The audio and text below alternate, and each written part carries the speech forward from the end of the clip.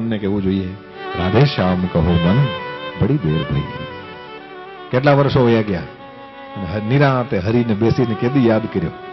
કેદી શ્રીનાથજી બાવાના આમ આપણે આંખો બંધ કરીએ તો થોડું ઘણું તો સ્વરૂપ ચિત્તમાં આવે, પણ તમે એવી ટ્રાય કરી શકો કે આંખો બંધ કરો અને તમે ઉનાળામાં જે મંગલાના દર્શન થાય એમાં તો લગભગ શ્રીઅંગના સંપૂર્ણ શ્રીઅંગના દર્શન થાય, અને એ ચિત્રજી પણ આ લોકોના ઘરોમાં હોય છે, અને તમે એ શ્રીનાથજી બાવાના દર્શન કરો તો આંખો બંધ કરો તો બરાબર આમ ચરણ, પછી ઘૂંટીઓ, પછી પિંડલી, પછી ગોઠણ, પછી સાથળ, પછી કમર, પછી વક્ષસ્થલ, પછી કંઠ, પછી મુખારવિંદ આવે.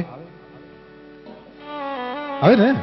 મરચું બોલો તો મનમાં મરચું ના આવે, લીંબુ બોલો તો મનમાં લીંબુ આવે ને, એમ શ્રી કૃષ્ણ બોલો તો મનમાં કોણ આવે બીજું?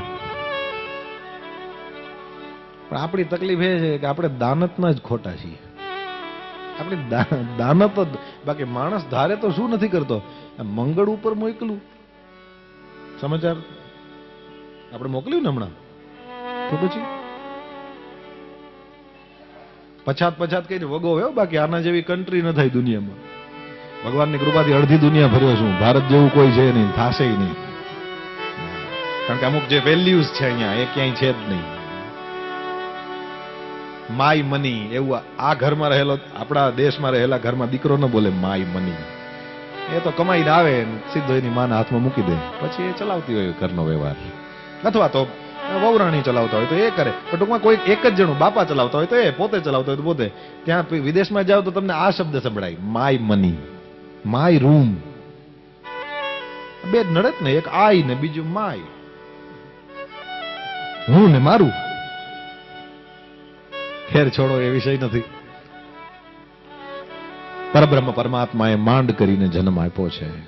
આની અંદર અત્યંત કલ્યાણની સંભાવનાઓ છે સાહેબ, અત્યંત કલ્યાણની સંભાવના છે. શ્રીમદ ભાગવત મને તમને આંગળી ચીંધવા માટે થઈને આવ્યું છે. જુઓ, આ બાજુ કલ્યાણનો રસ્તો છે. હવે તમારે જવું હોય તો જવું, તો ચાલવું તમારે પડશે, પણ રસ્તા બતાવશે.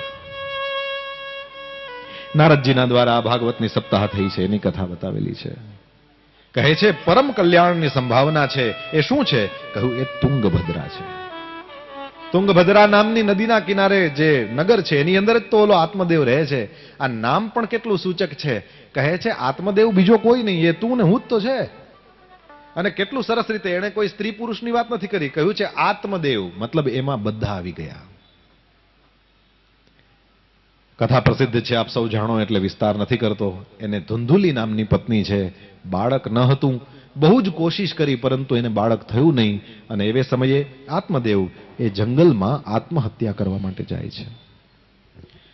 કોઈ ઋષિ આવ્યા છે અને ઋષિએ બ્રાહ્મણને જોયો અને વિચાર કર્યો કે આ મારી સામે આવી રીતના બ્રાહ્મણ દેવતા આત્મહત્યા કરે, નહીં સારું. એટલે પછી એની સાથે ચર્ચા કરી અને પછી બ્રાહ્મણ દેવતાનો સંતાન માટે થઈને અતિશય આગ્રહ જોયો, એટલે એક ફળ આપ્યું છે અને કીધું કે જા તારી પત્નીને ખવડાવજે, સંતાન થશે.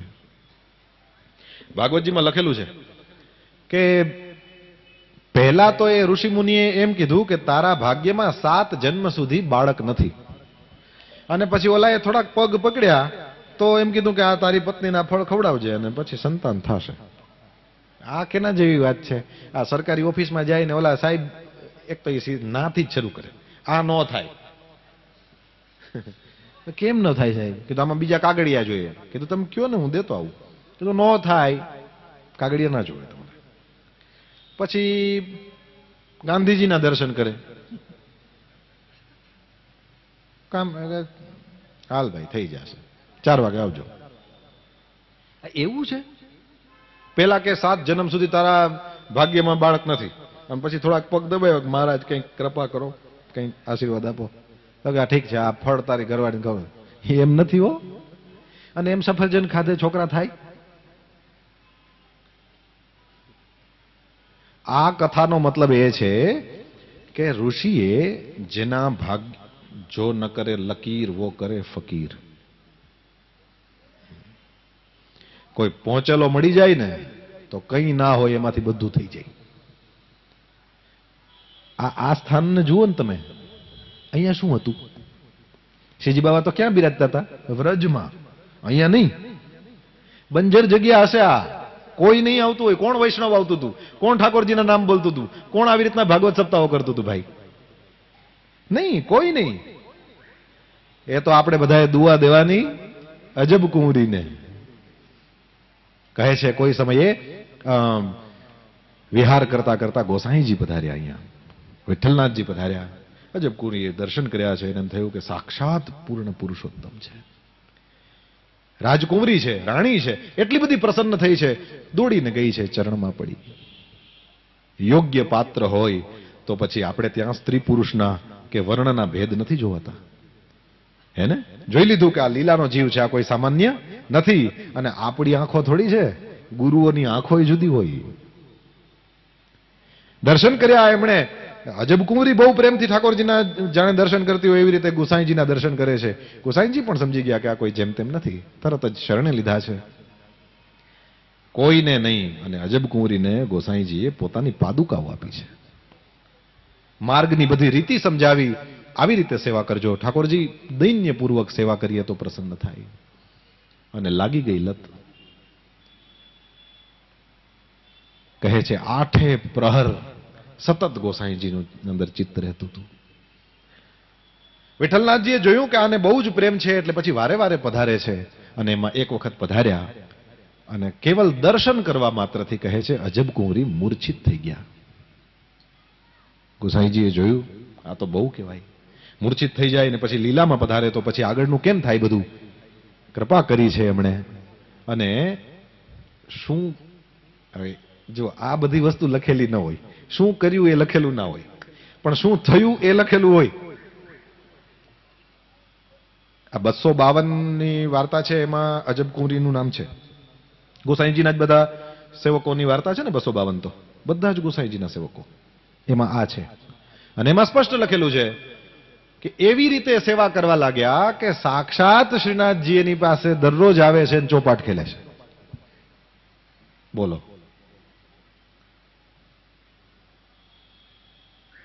દરરોજ અજબ કુંવરીની સાથે શ્રીજી બાવા ચોપાટ ખેલે. અને એમાં એક દિવસ અજબ કુંવરીના મનમાં એવું આવ્યું કે શ્રીજી બાવા દરરોજ ત્યાંથી છે કે વ્રજમાંથી અહીંયા પધારે, તો એનો મતલબ એવો થયો ને એને મારા સિવાય રહેવાતું નથી,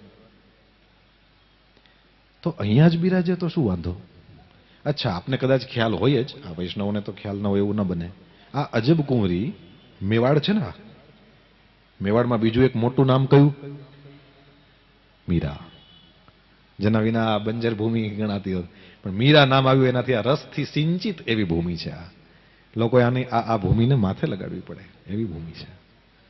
ભગવાન જ્યાં પ્રગટ થાય એ તો પૂજ્ય સ્થાન છે જ છે, એમાં તો કોઈ શંકા જ નહીં. પણ ભગવાનનો એક પણ ભક્ત જ્યાં પ્રગટ થયો છે ભૂમિને 100 પ્રણામ. આ અજબ કુંવરી એમ કહે છે કે એ મીરાજીના સંબંધમાં દેરાણી થતા હતા. કેવી દેરાણી ને કેવી જેઠાણી.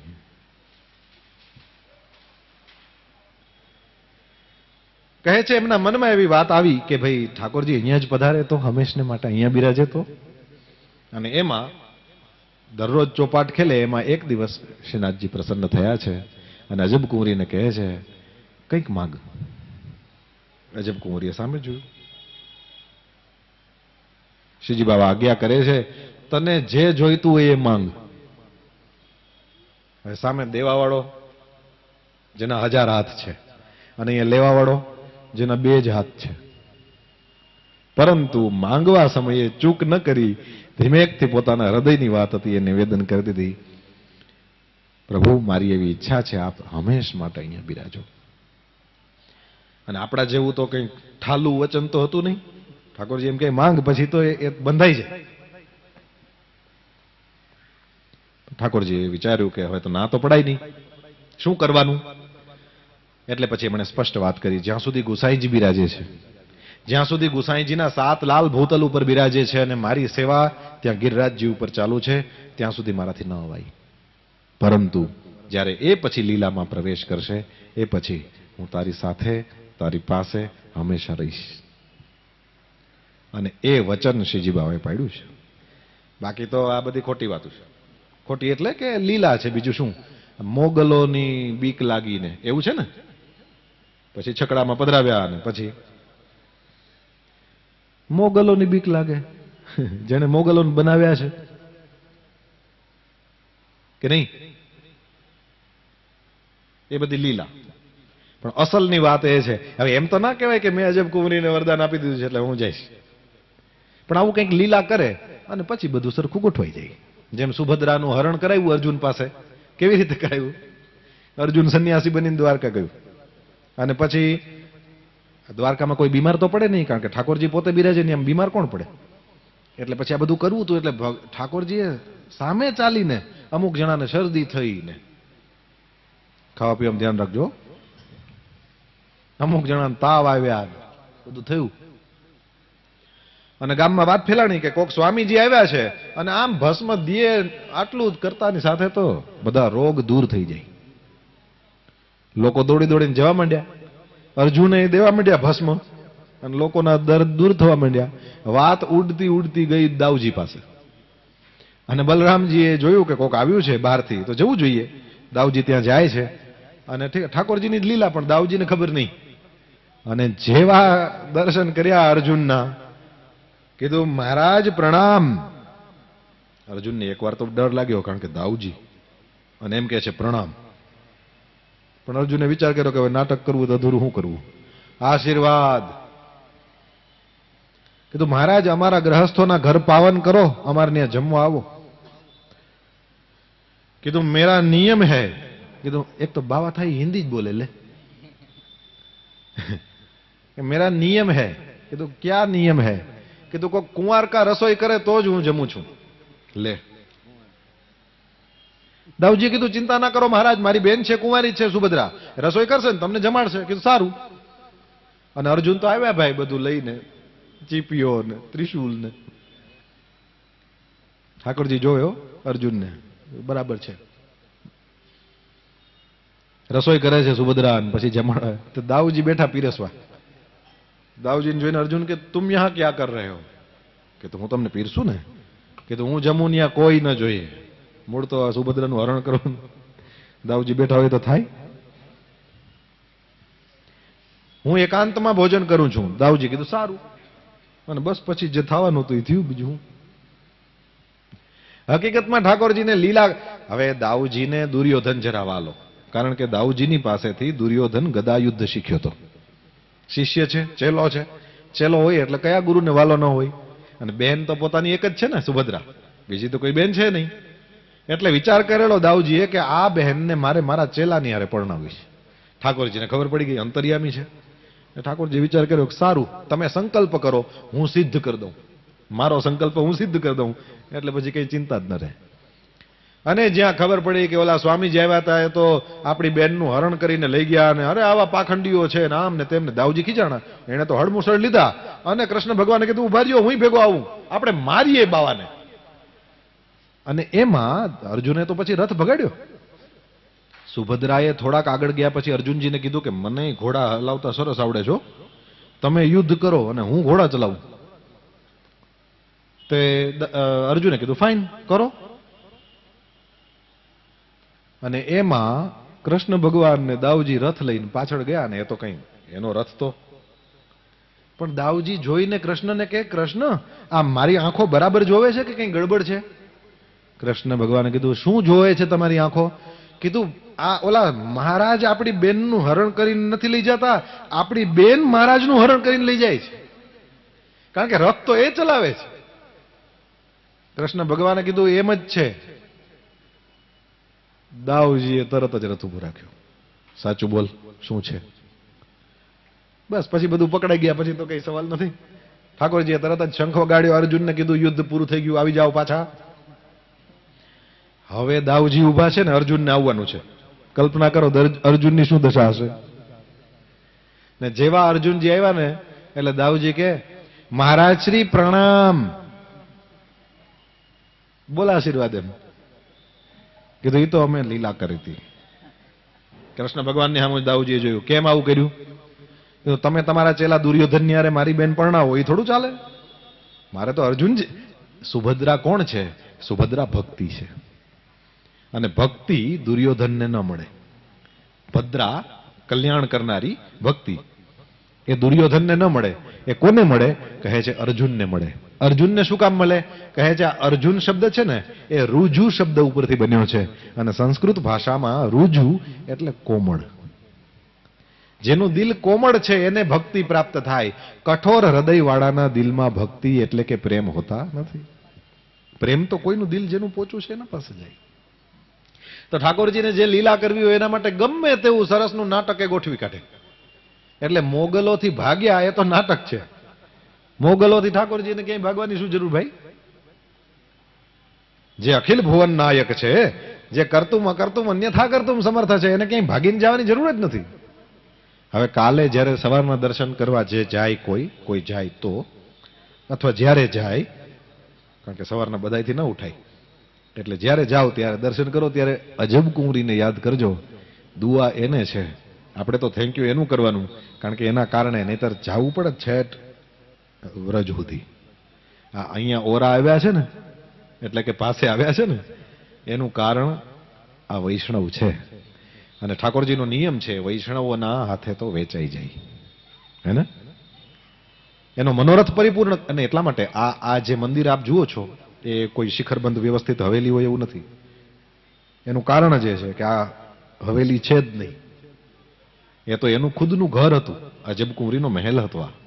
અને એટલે તમે જોઈ શકો છો જે રાજપૂતના સમયમાં જે મહેલો હતા એ પ્રમાણે અંદર બાંધકામ છે, બધું એમને રહેવા દીધું છે. થોડા ઘણા ફેરફાર થયા છે અને એ સમય અનુસાર થવા પણ જોઈએ, પણ એમને જ રહેવા દીધું છે. અને ભક્તના મનોરથને, ભક્તના પ્રેમને કઈ હદે સ્વીકાર્યો છે કે બિલકુલ ત્યાં પાક્કું પેલું શિખર બની શકતું જ નથી. કહે છે પ્રયત્નો થયા હતા, પરંતુ એ પ્રયત્નો પણ નિષ્ફળ ગયા. અને ઠાકોરજી આજની તારીખે પણ એ પોતાના વૈષ્ણવની યાદમાં અહીંયા ઊભા છે. એ સ્થાનમાં તમે બેઠા છો જ્યાં પ્રેમની પ્રતિષ્ઠા છે. એ સ્થાનમાં તમે બેઠા છો જ્યાં ઠાકોરજી એક વૈષ્ણવ ઉપરના પોતાના હેતને લઈને ઊભા છે. ને કેવી મજા, ઠાકોરજી ઊભા છે. બસ આપણે યાદ કરીએ એટલી વાર. પ્રોબ્લેમ્સ થાય, કંઈ જીવનમાં આવે ત્યારે રોવાનું નહીં, શ્રીનાથજીની છબીની સામે જોવાનું અને એને બોલાવવાના, કારણ કે બોલાવો તો જ જાય. ઊભા તો છે, સૂઈ નથી ગયા, બેસી નથી ગયા, ઊભા જ છે. પણ આપણે બોલાવીએ તો થાય. આપણે એમ વિચાર કરીએ કે મારી જિંદગીમાં કોઈ પ્રોબ્લેમ હોવા જ ન જોઈએ, એમ ના હાલે. ઊભા છે, દ્વારકાધીશ ઊભા છે,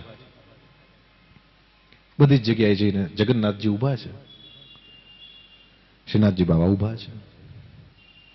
તો એવા અદ્ભુત સ્થાનમાં આપણે સૌ બિરાજમાન છીએ.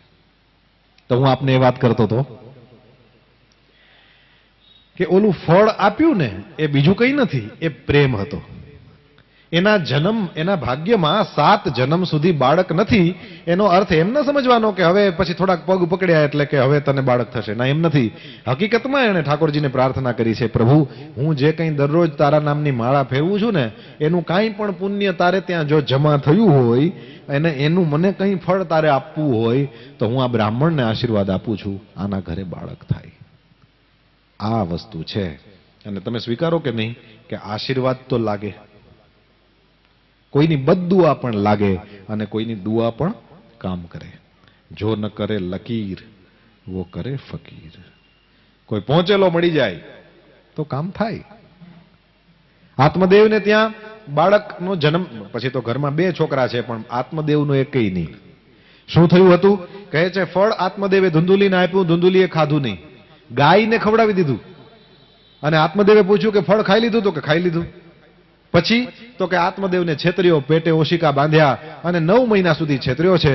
અને એની બહેનને જ્યારે બાળક આવ્યું ત્યારે બાળક લઈને દેખાડી દે છે આત્મદેવને કે આ મારા દીકરાનો જન્મ થયો છે. અને આવી રીતે આત્મદેવને છેતર્યો.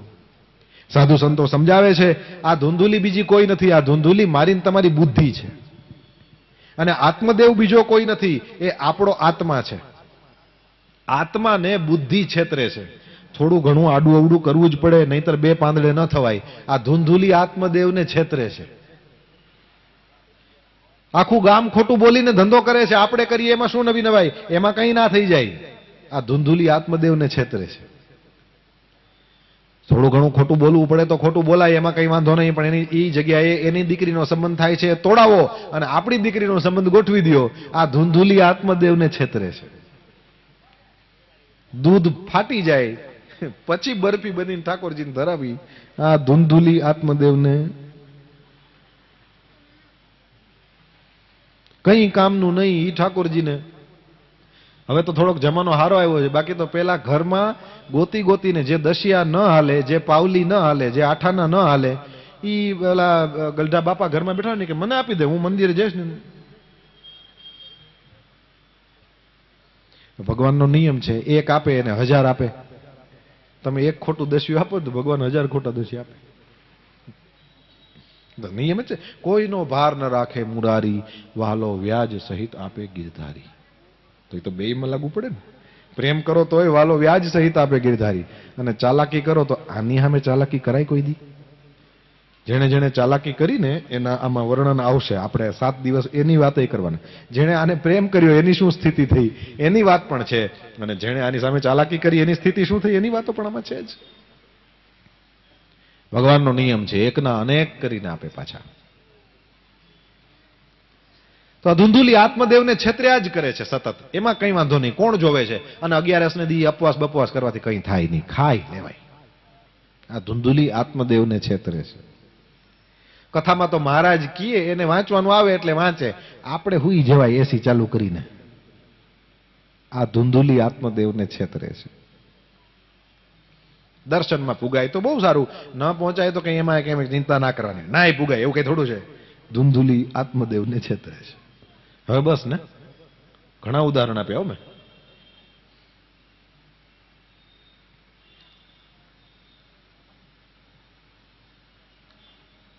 આત્મદેવ બિચારો છેતરાઈ પણ જાય છે.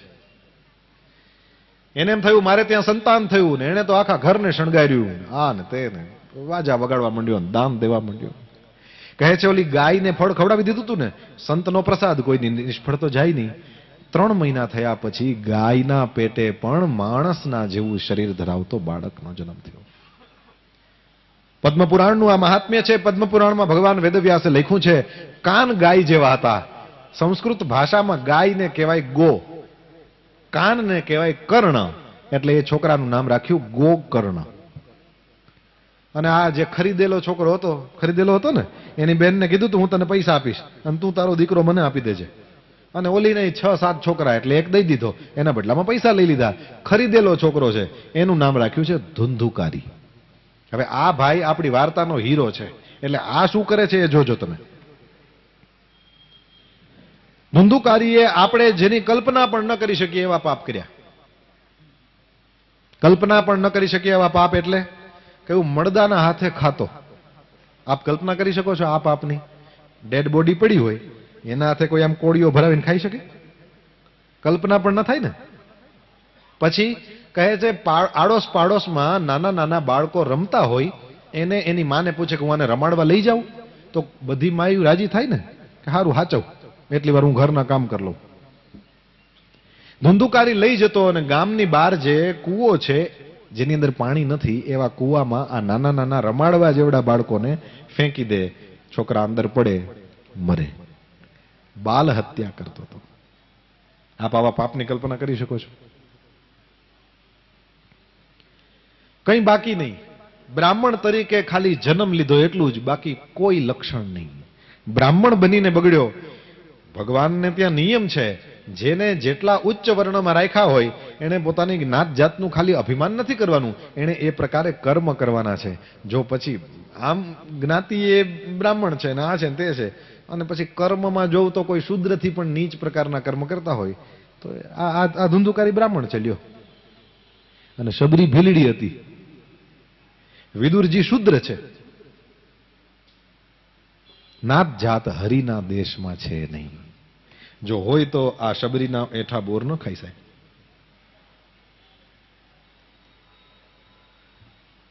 કેવલ જ્ઞાતિના અભિમાનથી કઈ ફરક પડતો નથી મને ને તમને. એમાં ને એમાં બહુ સમય આપણે બગાડી નાખ્યો. જન્મ આપણા હાથમાં છે. આપણે નક્કી કર્યું હતું કે આપણે આ જગ્યાએ જન્મ લેવો છે? નહીં. આપણને ભગવાને જ્યાં સ્ત્રી થવું છે, પુરુષ થવું છે, ગરીબને ત્યાં જન્મ લેવો છે, અમીરને ત્યાં જન્મ લેવો છે, આ કોઈ કઈ જ્ઞાતિમાં જન્મ લેવો આપણા હાથમાં બિલકુલ નથી. પણ ભગવાને એક વખત આપણને મહાજન બનાવી દીધા. આપણને કોઈ ઊંચી જ્ઞાતિમાં, ઊંચા કુળમાં, જે જગ્યાએ વૈષ્ણવી સંસ્કારો હોય એવી જગ્યાએ મને તમને જન્મ આપ્યો હોય તો યાદ રહે, મારી ને તમારી ફરજ વધી જાય છે. કારણ કે જો કોઈ ઉચ્ચ વર્ણનો વ્યક્તિ છે એ પોતાનું ધ્યાન ન રાખે, એ પોતાના સંસ્કારો સામું ન જોવે, તો કાલ ઉઠીને કોક કહી શકે કે તમે આવું કરો છો. આપ સમજો છો ને આ વાતને? મહત્વનું છે. કદાચ તમને એવો વિચાર આવે કે એવું બધું અહીંયા લખેલું છે તમે કહો છો. લખેલું નથી, પણ અમે લોકો કથામાં હાથે કરીને આવી વાતો ધરાર ઘૂસેડીએ છીએ. શું કામ? એટલા માટે કે દીકરો બાપનું નથી સાંભળતો, બાપ દીકરાનું નથી સાંભળતા, વહુઓ સાસુનું નથી સાંભળતી, સાસુઓ વહુનું નથી સાંભળતી, ભાઈઓ ભાઈઓનું, ટૂંકમાં ગમે એટલા સંબંધ કહો એમાં એકબીજાનું કોઈ સાંભળતા. અને જેમ નજીકના સગા એમ તો વિરોધ વધારે. કોઈ અજાણ્યું માણસ કહે ને કે આપણે આમ કરવું જોઈએ તો તરત કરે, અને એની એ વાત સગી માં કહેતી હોય તો એ માને નહીં. છે ને? હવે ખબર નહીં, ભગવાનની જ કંઈક માયા છે. એટલે કોઈનું કોઈ નથી સાંભળતું એવો સમય છે. એવે સમયે વ્યાસપીઠ પ્રત્યે તમે આટલા આદરપૂર્વક શ્રવણ કરો છો એટલા માટે થઈને કહેવું જોઈએ. આપણી રગોમાં કોનું લોહી વહે છે યાદ રાખવાનું છે.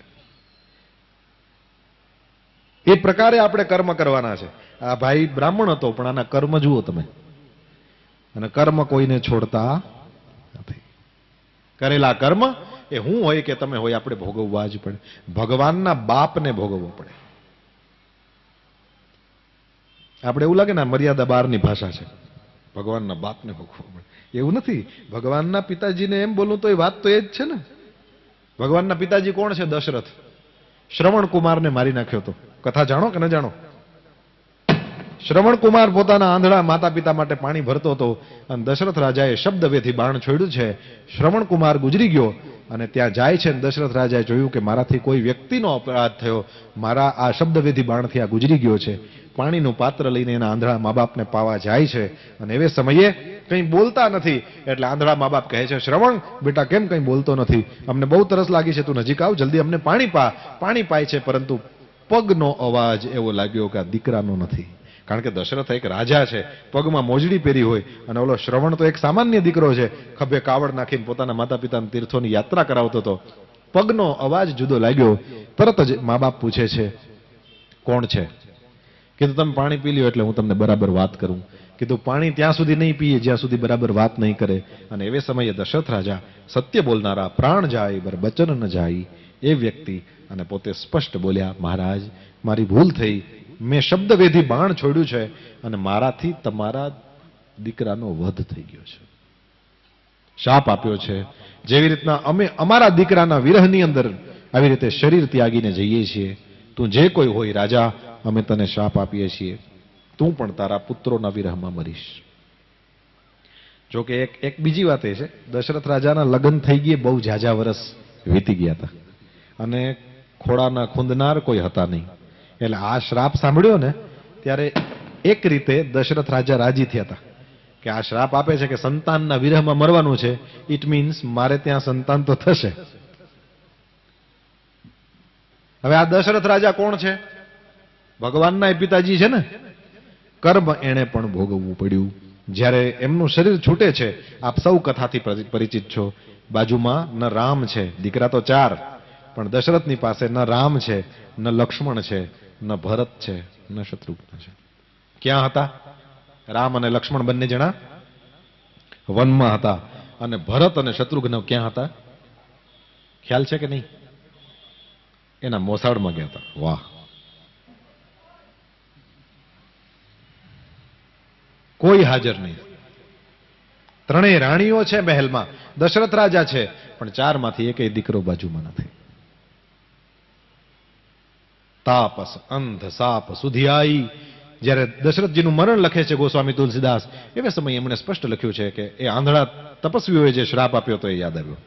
કર્મ કોઈને છોડતું નથી. ધુંધુકારીને પણ ન છોડે.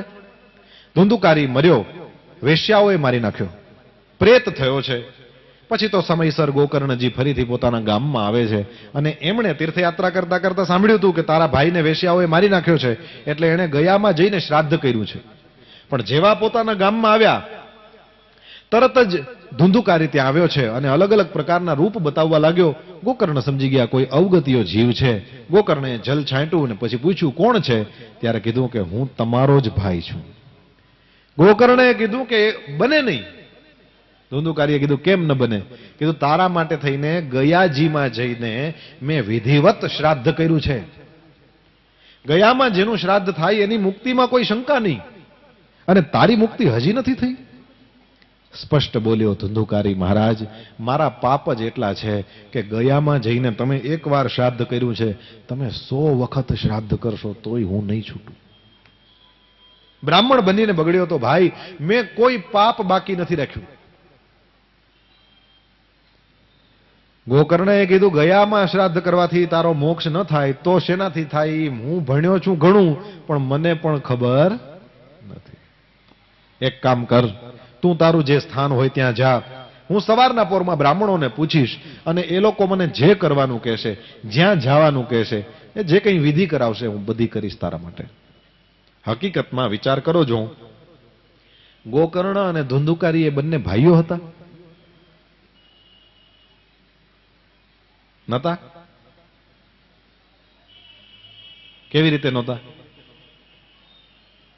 એક તો ધુંધુલીની બેનનો છે આ ધુંધુકારી, અને ગોકર્ણનો જન્મ તો ઓલા ઋષિએ આપેલા ફલથી, ગાય માતાથી થયો છે.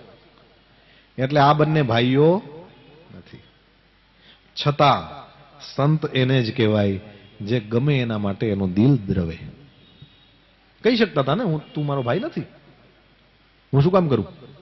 અને આનાથી એ પણ જાણવાનું કે બિલકુલ જરૂરી નથી કોઈ પણ વ્યક્તિનું શ્રાદ્ધ કોઈ પણ વ્યક્તિ કરી શકે. કોઈ પણ વ્યક્તિના નિમિત્તે તમે જ્યારે કોઈ તીર્થમાં જાઓ, જ્યાં જલ હોય એને તીર્થ કહેવાય. જેમ કે દ્વારકા ગયા તો ગોમતી નદી છે, હરિદ્વાર ગયા તો ગંગાજી છે, વૃંદાવન ગોકુલ ગયા તો ત્યાં જમનાજી છે. તીર્થમાં જાઓ ત્યારે આપણે આપણા પિતૃઓની યાદ કરીને આમ ખોબો પાણી ભરવાનું, અને અંગૂઠો અને પેલી આંગળી આની વચ્ચેથી એ પાણીને એ જ નદીમાં પાછું છોડવાનું. મારા પિતૃઓ તૃપ્ત થજો, આવું બોલવાનું. આ તર્પણ કહેવાય. ભગવાનને આપો તો અર્પણ, પણ પિતૃઓનું કરો તો તર્પણ, સમાજ માટે કરો તો સમર્પણ. અર્પણ, તર્પણ, સમર્પણ.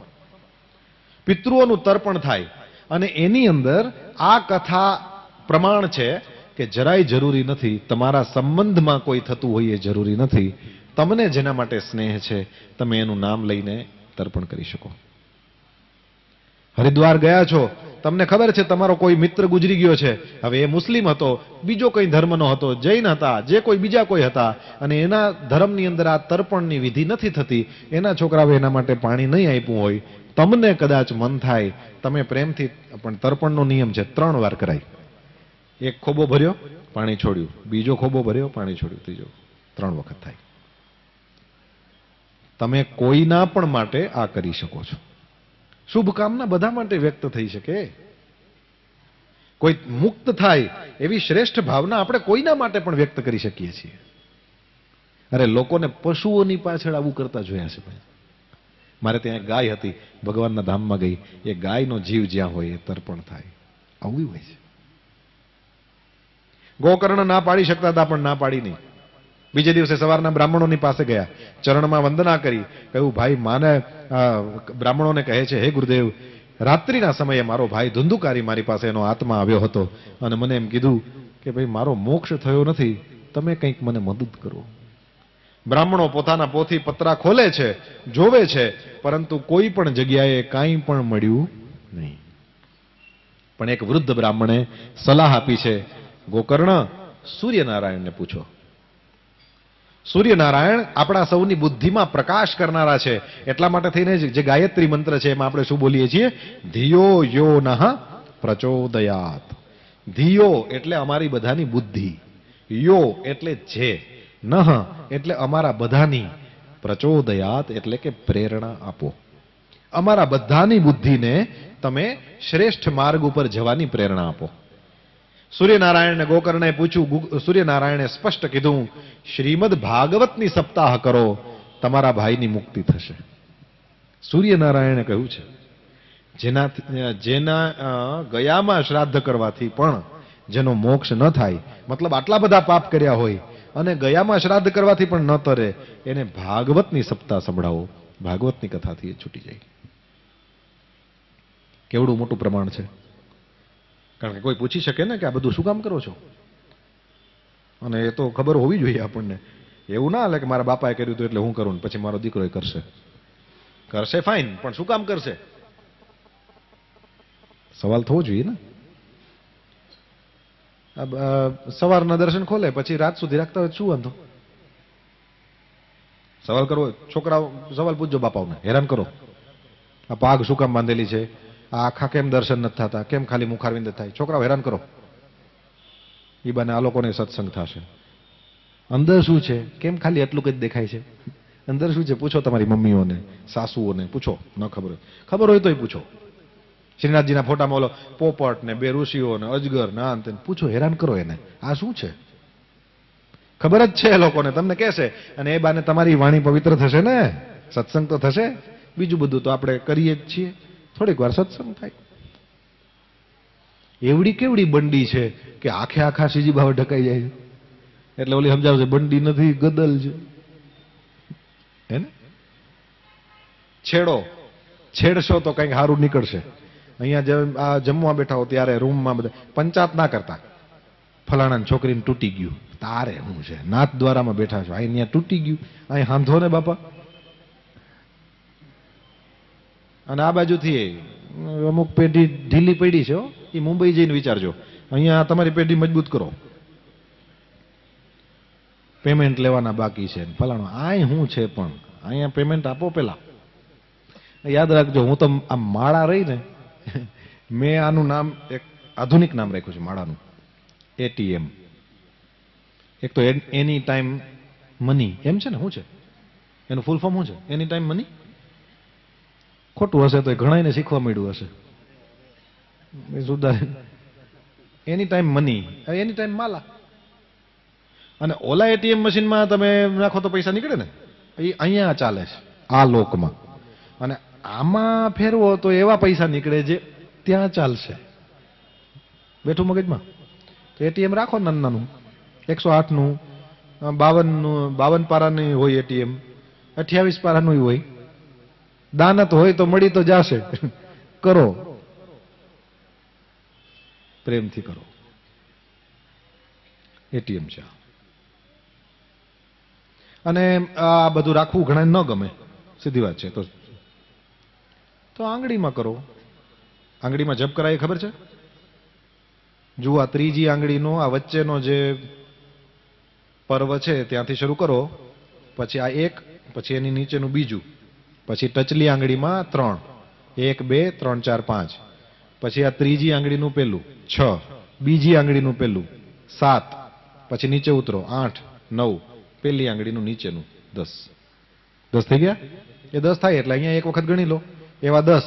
અને પછી આ બે ને છોડી દો અને શરૂ અહીંયાથી કરો. તો 1 2 3 4 5 6 7 8, 108. અને બીજું, બહુ વ્યાસપીઠ ઉપરથી બહુ જવાબદારી સાથે કહું છું, ગણતરીમાં બહુ ફસાતા નહીં. ગણવા વાળો આર્યો.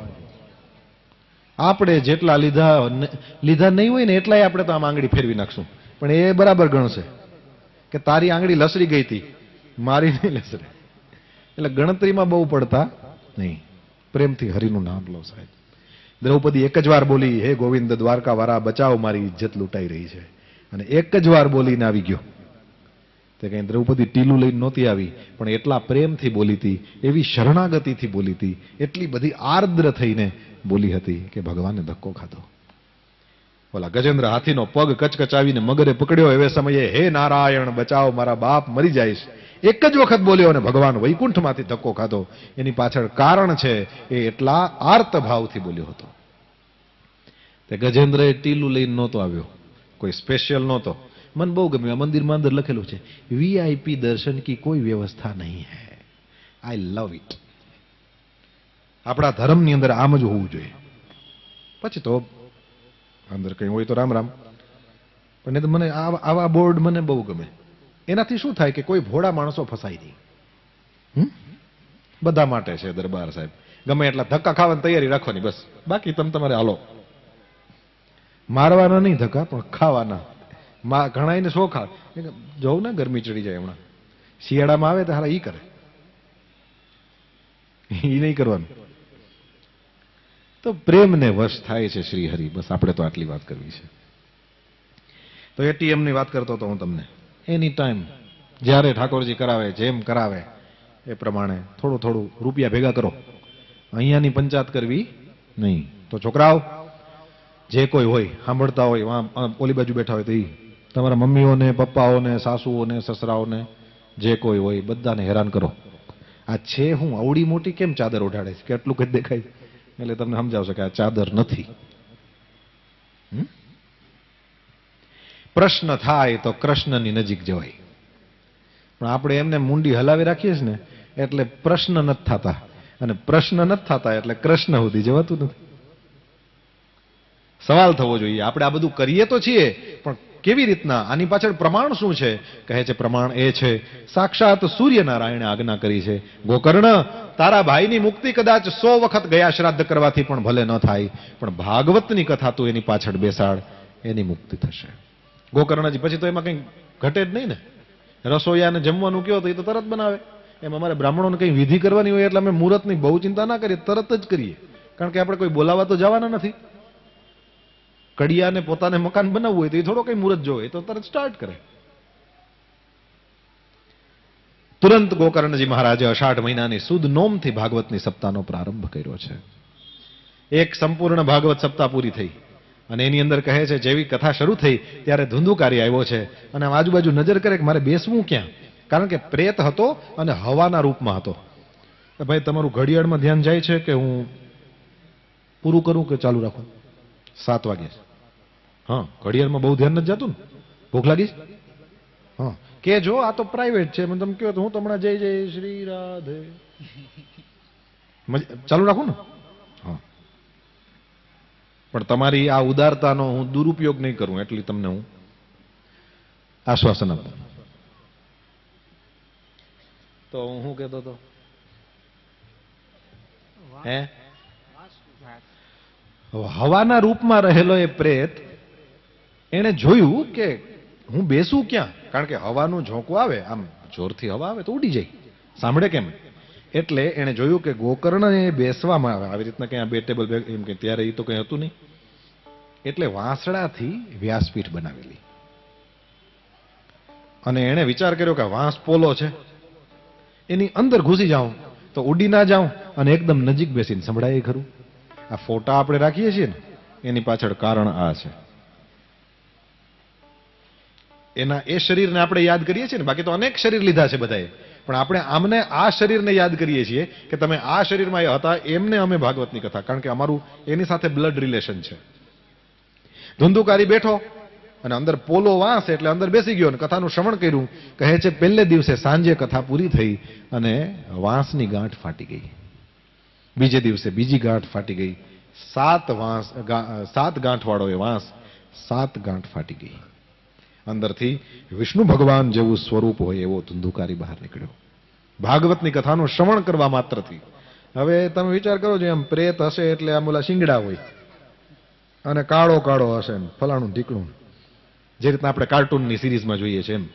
અને પછી વિષ્ણુ ભગવાન થઈ ગયો એટલે આમ 2 હાથ ને, હવે કઈ આ કઈ ઓલા ઝાંખી વાળા છે એવું કઈ કરવાનું એવું થયું હોય છે ના. આનો મતલબ એ છે કે કોઈ વ્યક્તિ સત્સંગમાં બેસે, આ 7 દિવસની એક પ્રોસેસ છે, સમજી લો.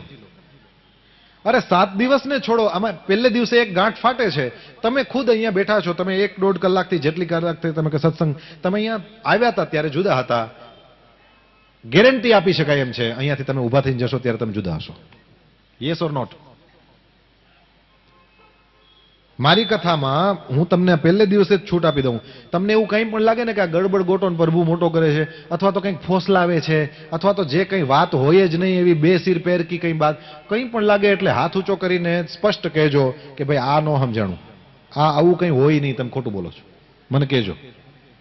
મને સમય હશે તો સમજાવીશ, નહીતર પછી આપણે સત્સંગ એક જ ટાઈમ નીકળે, મારે કંઈ બીજું તો કરવાનું નથી. સ્પષ્ટ છૂટ છે. આજે પહેલે જ દિવસે, આજથી તમે દરરોજ કથાનું શ્રવણ કરશો, તમને જે ચીજ ના સમજાય પ્રેમથી આવીને મારી પાસે લાડવા ખવડાવીને સુવા માટે અમે અહીં નથી આવ્યા.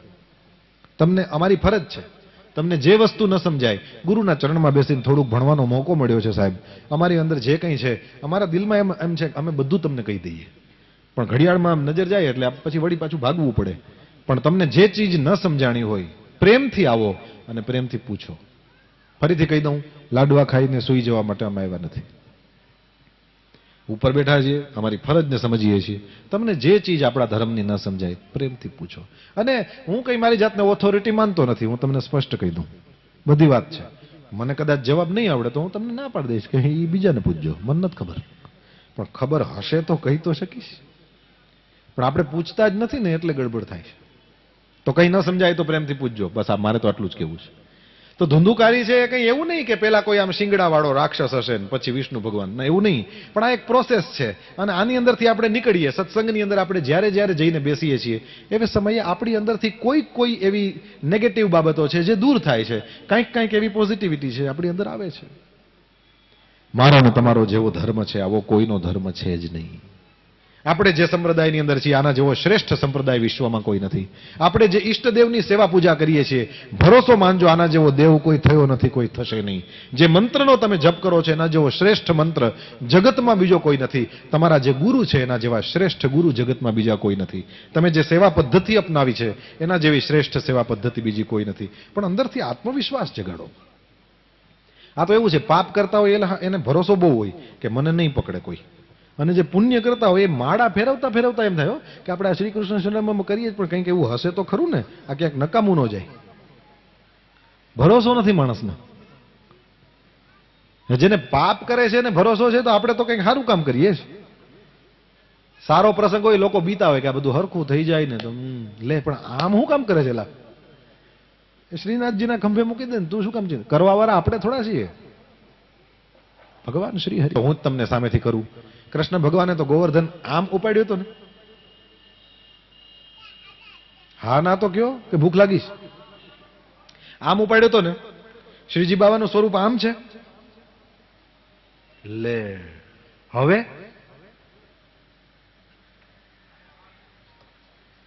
આ તો ગિરિરાજધારીનું સ્વરૂપ. આપણે ગોવર્ધનનાથ કી જય બોલીએ, ગિરિરાજધણ કી જય. આ તો આમ છે, આમ નથી. હવે કઈ છે જવાબ કોઈ પાસે? બીઓમાં આપણે આનંદ કરવાનો છે. કઈ હોય ખબર તો કયો? હા એ તો ફાઇન, એ તો સવાલ જ નથી, એ તો ભાવના છે. પણ એ એક લીલાનું સ્વરૂપ છે અને એમાં લીલામાં આ છે ગોવર્ધન ઉઠાવ્યો હતો એ લીલા છે. ભાગવતમાં ચોખ્ખું લખેલું છે. શ્રીનાથજીએ મતલબ કે ઠાકોરજીએ મતલબ કે કૃષ્ણ ભગવાને, જેને જે ભાષા સમજાતી હોય, એમણે એક હાથે ગોવર્ધન ઊંચો કર્યો છે, નહીં કે ટચલી આંગળીએ. આ ટચલી આંગળીનું ક્યાંથી આવ્યું ભાઈ? કહે છે એ વ્રજ ભક્તોની ભાવના છે. અને એ લોકો એમ જ કહે છે કે ટચલી આંગળીએ પણ નહીં, એની એ ઉપર નખથી ઊંચો કરી લીધો હતો. વળી કોઈ વૈષ્ણવ એમ કહે છે નહીં એને નખે શું કામ અડાડવો પડે? એને તો ખાલી આમ ઓર્ડર કર્યો હતો કે ચાલ ભાઈ આવી જા. અને એવી લીલા પણ છે કે ઠાકોરજી એક હાથે બંસી વગાડે છે. ગોવર્ધન ઊંચો કરેલો છે, ઠાકોરજી એક હાથે બંસી વગાડે છે. અને એમાં કોક ગોવાળિયાએ કાનમાં કીધું લાલા બંસી કઈ એક હાથે ન વાગે. ઠાકોરજી કીધું આ મૂકી દઉં, આ તું ઊંચો કરીશ? કીધું મને પાક્કી ખબર છે તારા બંસીના સ્વરમાં એટલું સામર્થ્ય છે કે જો તું વિનંતી કરશે તો ગિરિરાજ બાવા તારી બંસીના સ્વર ઉપર ઊંચા રહેશે. અને કહે છે ઠાકોરજીએ ગિરિરાજ બાવાને પ્રાર્થના કરી, ગિરિરાજ બાવા હવે મારી બંસીના સ્વર ઉપર તમે ઊંચા રહેજો. અને એ સમયે ગિરિરાજજી કહે છે પ્રભુ તમારે મને વિનંતી ના કરવાની હોય, તમારે મને આદેશ કરવાનો હોય, કારણ કે તમે મારા સેવક નથી, હું તમારો સેવક છું. ગિરિરાજજી તો હરિદાસ વર્ય હે ને. વર્ય એટલે શ્રેષ્ઠ. હરિદાસ વર્ય મતલબ શ્રી હરિના જેટલા દાસ છે ઠાકોરજીના એમાં સર્વશ્રેષ્ઠ છે. તો એ તો વાંસળીના સ્વર ઉપર ગોવર્ધન ઊંચો રહ્યો હતો એવું છે. એનાય મતલબ છે. આપણે ગોવર્ધન પૂજામાં જ્યારે પહોંચશું ત્યારે હું મને જે કંઈ ખ્યાલ છે કહીશ આપને. તો આવું છે. તો પ્રશ્ન પેદા કરો કે ભાઈ બધા તો એમ કે છે આમ ઉપાડ્યો હતો અને શ્રીજી બાબાનું સ્વરૂપ તો આમ છે. તો કેમ છે કે એવું ભાગવત ખોલીને જોવો, એમાં સ્પષ્ટ લખેલું છે આમ જ ઉઠાવ્યો છે. અને એટલે સંપૂર્ણપણે ભાગવતને માન્ય છે એવું સ્વરૂપ છે. સાહેબ વલ્લભાચાર્યજીએ જેને આમ જીવ રેડીને જેની સેવા કરી હોય એ કઈ ઓલી ટાંકણા મારીને મૂર્તિ બનાવી હોય એવી મૂર્તિ નથી. આ સંપૂર્ણ શાસ્ત્રીય સ્વરૂપ છે. અને હજી એક વાત કહીને પૂરું કરું. કલિયુગમાં કહે છે કાળા કલરની મૂર્તિની પૂજા કરો તો જલ્દી ફળે. રિપીટ. આપણે ત્યાં એમ કહેવાય છે કલિયુગની અંદર કાળા કલરની મૂર્તિની કોઈ સેવા કરે તો એ જલ્દી ફળે. અને એટલા માટે જ વૈષ્ણવોના ઘરમાં ગિરિરાજજી, અથવા તો હવે તો મનાઈ થઈ ગઈ કે ભાઈ ગિરિરાજજી નહીં લઈ આવો, તો શાલિગ્રામ બિરાજે, અને શાલિગ્રામ કાળો છે ને. અને સીધી સાદી સેવા. શાલિગ્રામને તો કાંઈ નહીં ને, એ જૂનું તુલસી ઉતારી લો, નવું તુલસી મૂકી દો, કાંઈ સેવા કરવાની નથી એની.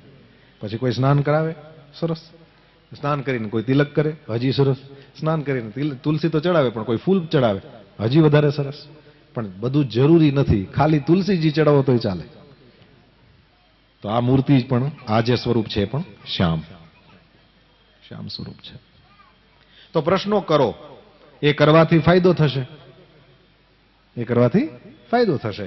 એટલે ધુંધુકારી કઈ રાક્ષસ જેવો હતો અને પછી વિષ્ણુ ભગવાન જેવો થઈ ગયો એમ નહીં, પણ આ સત્સંગની પ્રોસેસમાંથી નીકળ્યો ને એટલે એ આત્મા શુદ્ધ થઈ ગયો, એના વિચારો શુદ્ધ થઈ ગયા, એનું કર્મ શુદ્ધ થઈ ગયું. હવે એના વિચારો શુદ્ધ, કર્મ શુદ્ધ, એટલે એની ભાવના પણ શુદ્ધ. અને આપણે બીજું કંઈ નથી, આપણે યા તો કર્મ કરીએ છીએ, યા તો વિચાર કરીએ છીએ, યા તો ભાવનામાં છીએ. ત્રણ જ તો છે.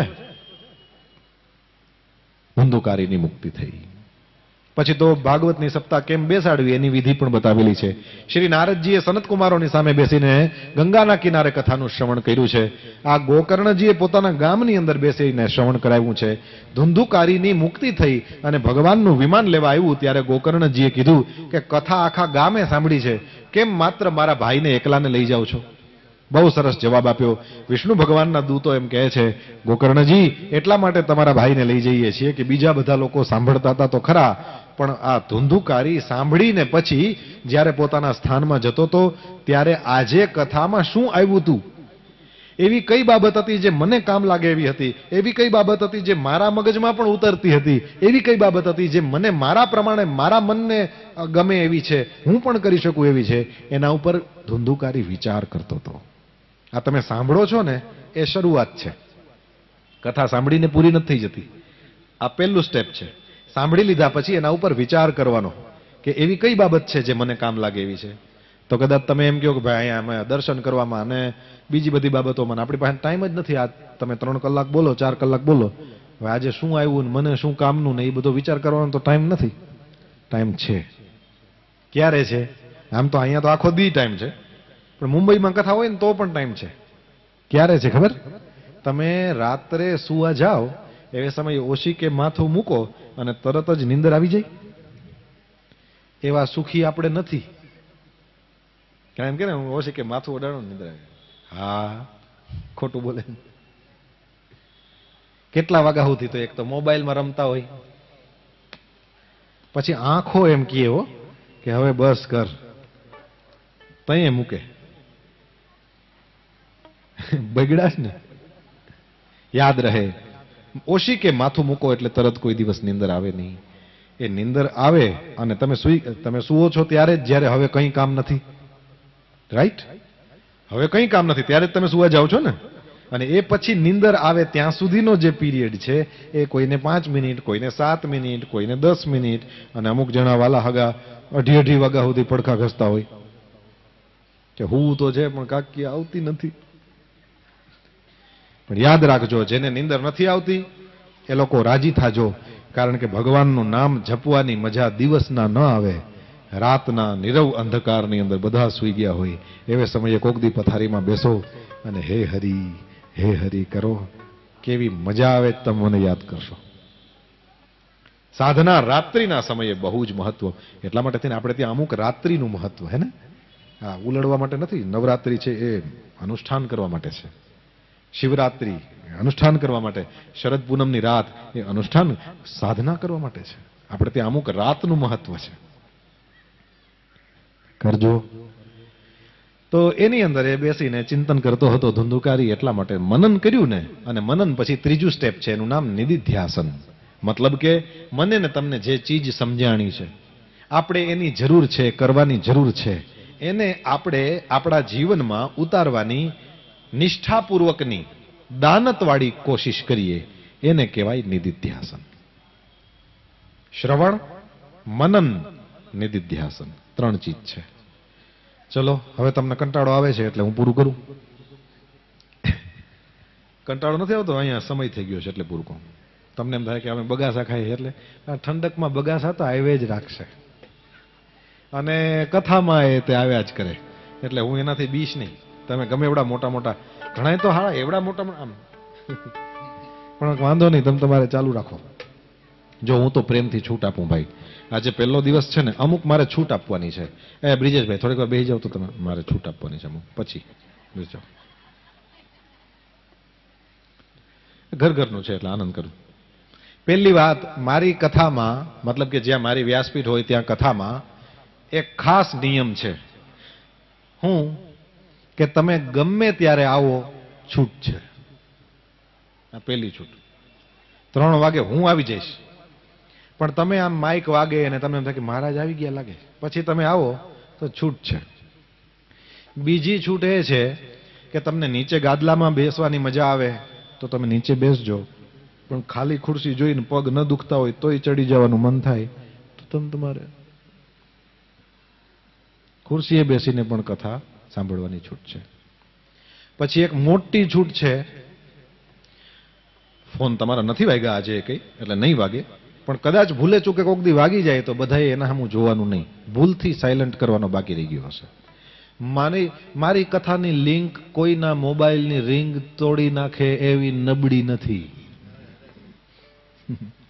હા, એટલે કોક દી ભૂલમાં વાગી જાય તો કંઈ અપરાધ નથી, મારી તરફથી છૂટ છે. પછી ધીમેથી સાયલન્ટ કરી નાખવાનું. પછી એક છૂટ એ છે કે તમારે બહુ મહત્વનું હોય ને કદાચ કંઈ ક્યાંય જવાનું થાય, કારણ કે આયોજક પરિવાર જે લોકો છે એને 17 કામ હોય, મારે સમજવું જોઈએ.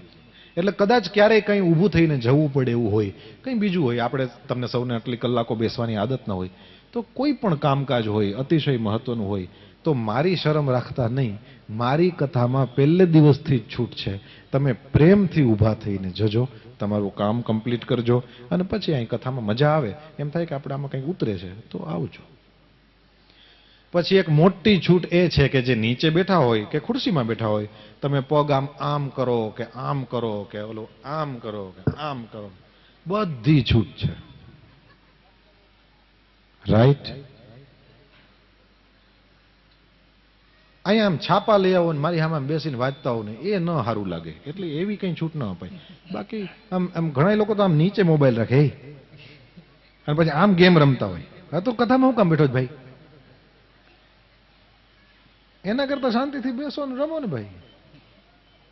પણ અહીંયા તમારા કાન ખુલ્લા હોય એટલે મારે બીજું કંઈ ન જોઈએ. હા, સંપૂર્ણ છૂટ છે. એ બહુ નીંદર આવતી હોય ને એમ થાય કે અહીંયા પંખા ફાઇન રાખેલા છે ને અહીં મજા આવશે, તો અહીંયા આવીને સૂઈ જવાની પણ શ્યામભાઈની છૂટ છે. શું કામ છે એની પાછળ કારણ છે. અહીં સૂઈ જશો ને તો કોક દી જાગવાના ચાન્સ છે. હા, એક વાલીઓ લૂંટારો હતો ને એ કથામાં હુઈ જતો હશે, નારદજી એક દી જગાડી દીધો એને. તો અહીંયા સૂતા હશો તો પૂરા ચાન્સ છે કે કોક દિવસ જાગી જવાય. રૂમમાં સૂતા રહેશો તો જાગવા ત્યાં કોઈ જગાડવા આવવાનું નથી. તો બધી છૂટ છે. મારે કહેવાનું એ, હું તો ખાલી કથામાં વચ્ચે વચ્ચે તમે હસો ને મને ગમે. ફેસ એકચ્યુઅલી તમારો જોવા જેવો ત્યારે જ હોય છે જ્યારે તમે સ્માઇલ આપો છો. બાકી તો આમ ગંભીરતાથી હું કંઈક પ્રશ્ન પૂછશે કે ભગવાને પર્વત આમ ઉપાડ્યો હતો કે આમ ઉપાડ્યો હતો, મૂંઝાતા નહીં, તમે બીવાનું નહીં, હું પૂછીશ કરો. આપણે આનંદ માટે ભેગા થયા. આ આનંદનો દેવતા છે સાહેબ. હા, આ સ્વરૂપ છે એ ખુશીનું સ્વરૂપ છે, આનંદનું સ્વરૂપ છે.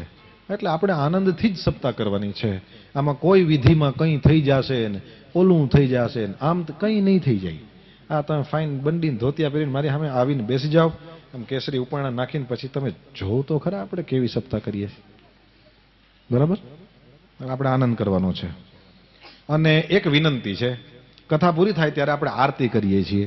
એ સમયે પ્રકાશભાઈએ તમને કીધું જ છે કે આ મંદિર સમજીને એ રીતે કોઈ ચપ્પલ કે ના પહેરી આવે કે કંઈ, એ તો કરશો જ તમે. પણ આરતી થાય એ સમયે જો બધું બરાબર હોય, આમ પગ ન દુખતા હોય ને બધું બરાબર હોય, તો જ્યારે આરતી થાય ને ત્યારે મંડપમાં કોઈ બેસેલું ન રહે. જેવી રીતે આરતી થાય ત્યારે આપણે કેમ બધા ઊભા થઈને આરતી કરીએ ભગવાનની, તો એ પુષ્ટિ સંપ્રદાયની જ પરંપરા છે. અને અમે કથામાં બધી જગ્યાએ વિનંતી કરીએ, પણ ચોક્કસ એમાંય છૂટ છે. કદાચ કોઈને પગ દુખે ને એવું થાય તો મારાથી કંઈ ધરાર ન કહેવાય. જો શક્ય હોય, આપનું શરીર સાથ આપતું હોય, તો જ્યારે આરતી થાય ત્યારે એટલી વાર પૂરતા આપ ઊભા થઈ જજો અને બસ આરતી કરીશું. કંઈ બાકી થઈ ગયું? ઓકે, આવો કથાને વિશ્રામ આપું. 7:15 થયા છે, ખાલી 15 જ મિનિટ મોડું થયું કહેવાય. આમ તો 3 થી 7 નો ટાઈમ છે ને, તો 15 મિનિટ, એટલે હજી 5 મિનિટ મોડું થાય તો કઈ વાંધો નથી ને. તો આપણે ભગવાનનું નામ ગાઈએ, કારણ કે કથા એ પૂરી થાય ત્યારે થોડી વાર સંકીર્તન કરવું એ આપણી સનાતન ધર્મની પરંપરા છે. આવો શ્રી હરિને યાદ કરી લઈએ. શ્યામ રાધે ઘન શ્યામ રાધે, શ્યામ રાધે ઘન શ્યામ રાધે, શ્યામ રાધે ઘન શ્યામ રાધે, શ્યામ રાધે ઘન શ્યામ તાળી પાડતા પાડતા. શ્યામ રાધે ઘન શ્યામ રાધે, શ્યામ રાધે ઘન શ્યામ રાધે, શ્યામ રાધે ઘન શ્યામ રાધે, શ્યામ રાધે ઘન શ્યામ રાધે, શ્યામ રાધે ઘન શ્યામ રાધે, શ્યામ રાધે હો. શ્યામ રાધે, શ્યામ રાધે ઘન શ્યામ રાધે, શ્યામ રાધે ઘન શ્યામ રાધે. આપને તો કદાચ ખ્યાલ હોય કે ન હોય, વ્રજમાં જાઓ તો ત્યાં રાસધારીઓ રાસ લીલા કરે. અલગ અલગ ઠાકોરજીની લીલાનું મંચન થાય. મેં મારી સગી આંખે વ્રજની અંદર બહુ મોટા મોટા મહાત્માઓ, જેને બીજા મહાત્માઓ પણ પ્રણામ કરતા હોય એવા વૃદ્ધ વૃદ્ધ મહાત્માઓને જ્યારે આવી રીતે કોઈ સ્વરૂપ બને, આને આપણે ત્યાં આ પેલું ન કે સ્વરૂપ કહેવાય, તો એને એવડા મોટા મહાત્માઓ જેને બીજા મહાત્માઓ પણ પ્રણામ કરે છે, એવડા મોટા મોટા 80 વર્ષના સાધુઓ પણ પ્રણામ કરતા હોય છે.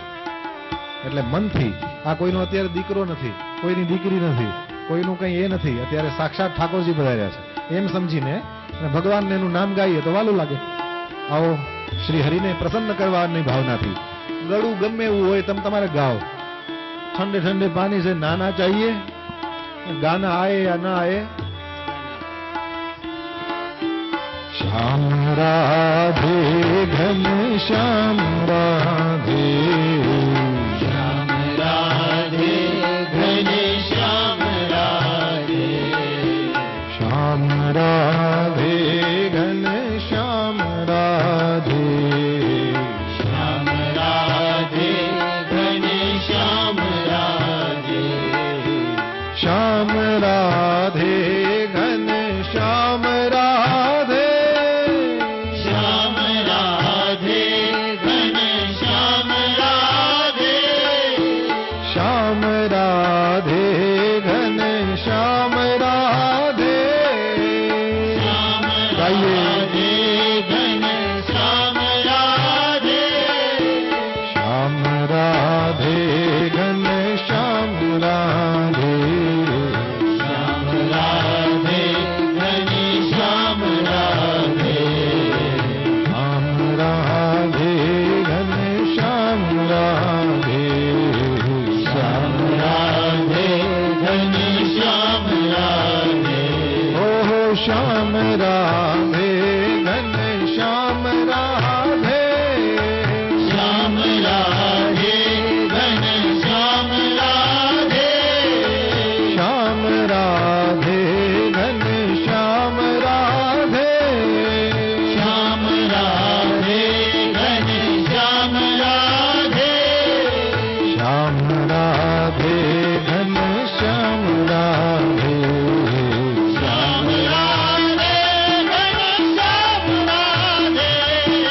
श्याम राधे घन श्याम राधे, श्याम राधे घन श्याम राधे, ओहो श्याम राधे घन श्याम राधे, श्याम राधे घन श्याम राधे, श्याम राधे घन श्याम राधे, श्याम राधे घन श्याम राधे, घन श्याम राधे.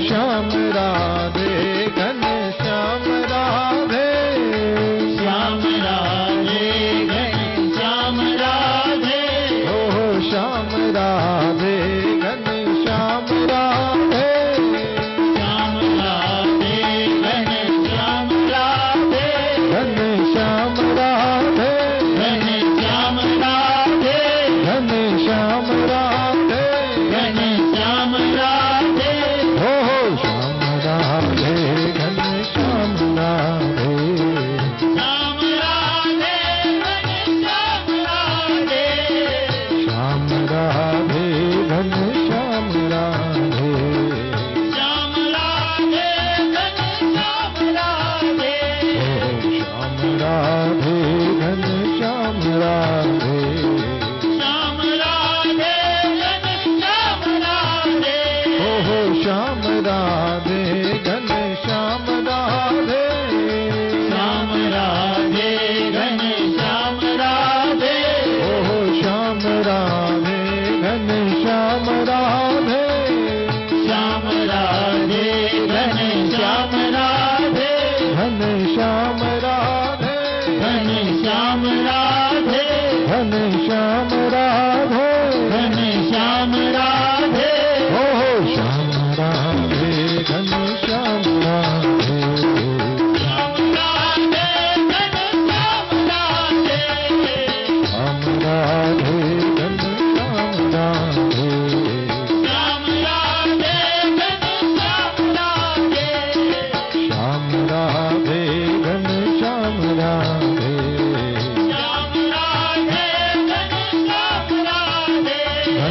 श्याम राधे घन श्याम राधे घन श्याम राधे घन श्याम राधे घन श्याम राधे घन श्याम राधे घन श्याम राधे घन श्याम राधे घन श्याम राधे श्याम राधे घन श्याम राधे श्याम राधे घन श्याम राधे શ્રી રાધા ઘનશ્યામના નામનું સંકીર્તન કરતા કરતા આજ પહેલા દિવસની કથાને સરસની પીઠિકા તૈયાર થઈ ઠાકોરજીની કૃપાથી શુભ આરંભ થયો. સુંદર વાતાવરણ છે, ખૂબ લાભ લેજો. મને તો મજા આવે, તમને તમારી ખબર. આનંદ કરવા માટે થઈને જ આ કથા છે. આનંદ કંદના ચરણ બેસીને કથા છે. કોઈ પણ પ્રકારની લૌકિક કે બીજી કોઈ પણ પ્રકારની ચિંતાઓને મનમાં ઘૂસવા દેશો નહીં. આવો, શ્રી હરિના નામથી આપણે પ્રારંભ કર્યો હતો. શ્રી હરિનું નામ ગાઈને પૂર્ણાહુતિ અત્યારે જય જયકાર કરીએ. આવતીકાલે બપોરે બરાબર 3 વાગ્યે કથાનો પ્રારંભ થશે. હું આવી જઈશ, તમે આવી જશો. આવો, કથા પૂરી કરીએ, જય જયકાર કરીએ. શ્રી દ્વારકાધીશ કી જય, શ્રી ગિરિરાજ ધરણ કી જય, શ્રી ગોવર્ધન નાથ કી જય, શ્યામ સુંદર શ્રી યમુને મહારાણી કી જય, શ્રી વલ્લભાધીશ કી જય, શ્રી બાલકૃષ્ણલાલ કી જય, સદગુરુ દેવ કી જય. ઓમ નમઃ પાર્વતી પતજે. હા